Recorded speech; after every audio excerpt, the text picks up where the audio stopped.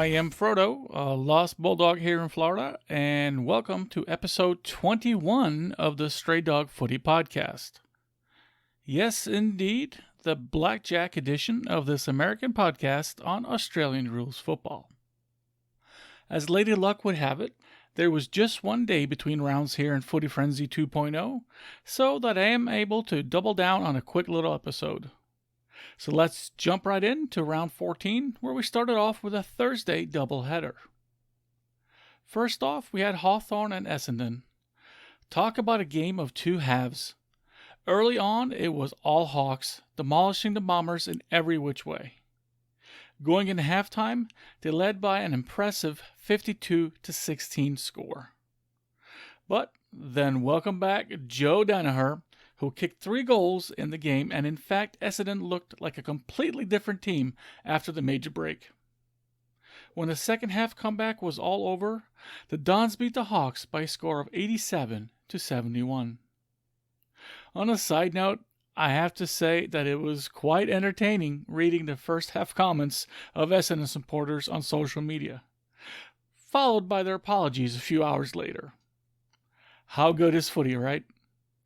And if we didn't get emotionally invested, then what is the actual point anyway? Next, we saw the Tigers and the Eagles. Either Richmond is the team to beat this year, or West Coast just sucks away from Perth. But in either case, as they say, all good things must come to an end, and the Eagles' winning streak was snapped by a score of 88-61. Then, on Friday Night Footy, we had my Bulldogs taking on the Cats. Goodness me, what a heartbreaker. The Dogs didn't just come out snarling. They came out running, handballing, kicking, marking, and scoring. A lot. In fact, after the first quarter, they led by a score of 39-3, a 6-goal lead. Surely they were home from here, right? Then began the second quarter.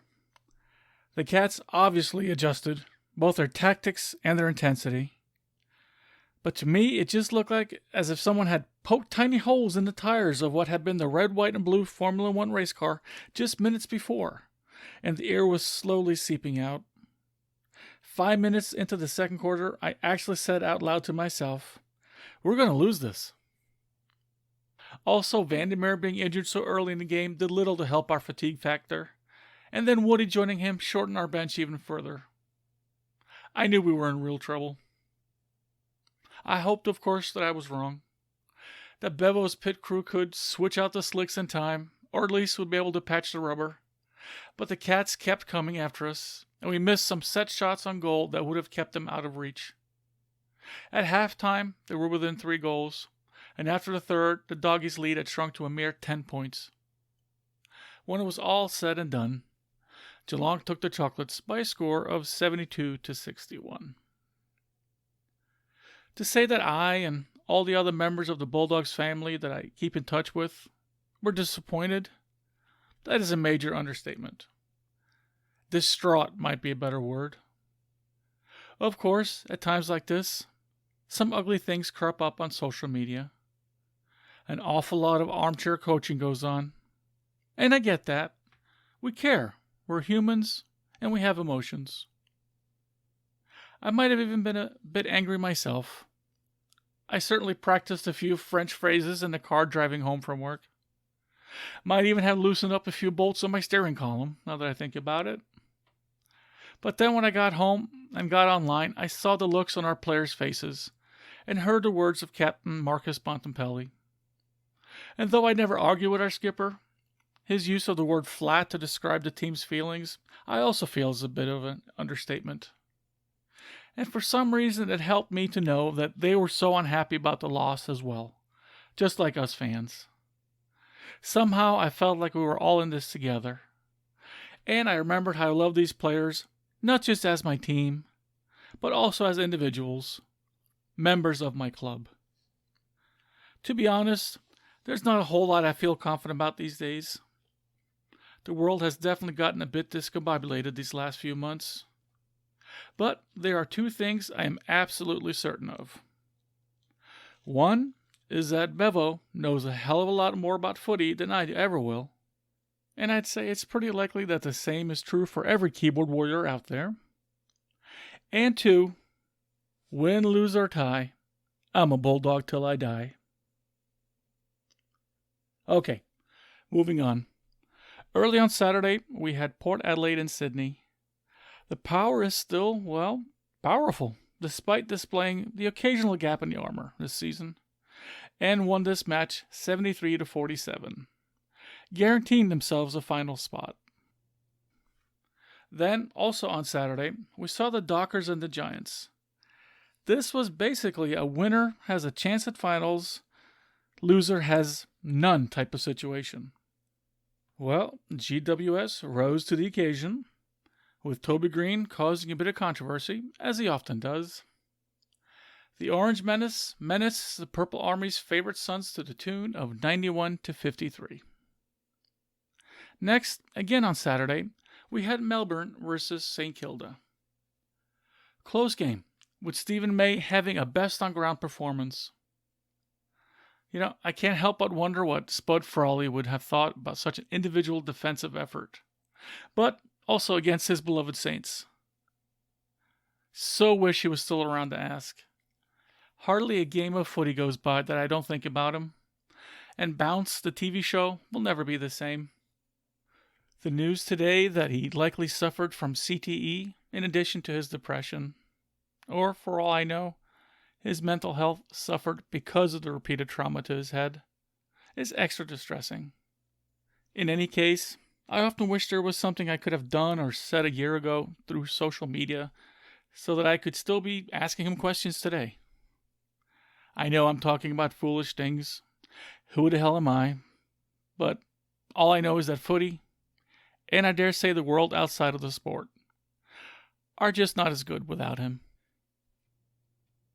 Anyway, getting back to the match, in the end, the Melbourne defense, with a little help from the more forward types, including Petrarca, of course, and a noticeably absent goalpost camera, gave the Demons a narrow victory with a score of 52-49.